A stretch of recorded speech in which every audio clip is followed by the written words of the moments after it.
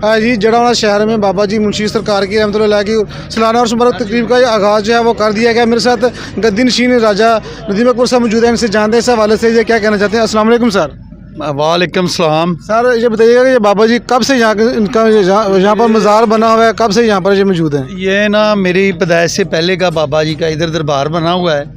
तो ये बाबा जी बहुत पहुँचे हुए पीर हैं। तो मेरे वालिद साहब ने इधर मेरे वालिद साहब बताते थे कि ये बाबा जी बोलते नहीं थे, तो जब भी कोई चीज़ किसी से मांगते भी नहीं थे, इधर ही बस इस इलाके में रहना।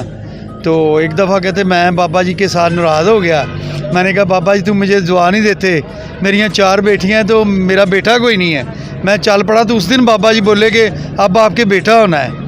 तो फिर मेरा बड़ा भाई जो राजा मीन अकबर हयात एडवोकेट साहब है वो पैदा हुए, फिर मेरा और भाई हुआ, हम 4 भाई हैं हम। तो बाबा जी की दुआ से हुए हैं? बाबा जी की दुआ से हुए हैं। तो आज बाबा जी का चरागा है, तो कल बाबा जी का मेला है लगना, वहाँ कवाली भी होनी है, कबड्डी भी होनी है और लंगर भी तकसीम हमने करना है। तो ये बाबा जी ज़ात के कमार हैं। तो फैसलाबाद तक अगर ये लोग इधर से आते हैं बाबा जी के लिए, इधर दुआएं मांगने के लिए, और ये बाबा जी बड़े करने वाले हैं, पहुँचे वाले हैं। तो जो भी इधर आके दुआ मांगता है ना, इंशाल्लाह अल्लाह ताला उसकी दुआ पूरी करता है। पाकिस्तान और हमारे यूट्यूब इस हवाले से कुछ कहना चाहते हैं? जी ये अल्लाह के नेक बुज़ुर्ग हैं जी। मैं काफ़ी अरसा से छोटा सा था जब का इधर आ रहा हूँ। तो ये बड़े पहुँचे लोग हैं, अल्लाह के बहुत करीब हैं, और इनकी जो तरबियत दी है लोगों को, लोग इनसे बहुत फैज़ याब होते हैं।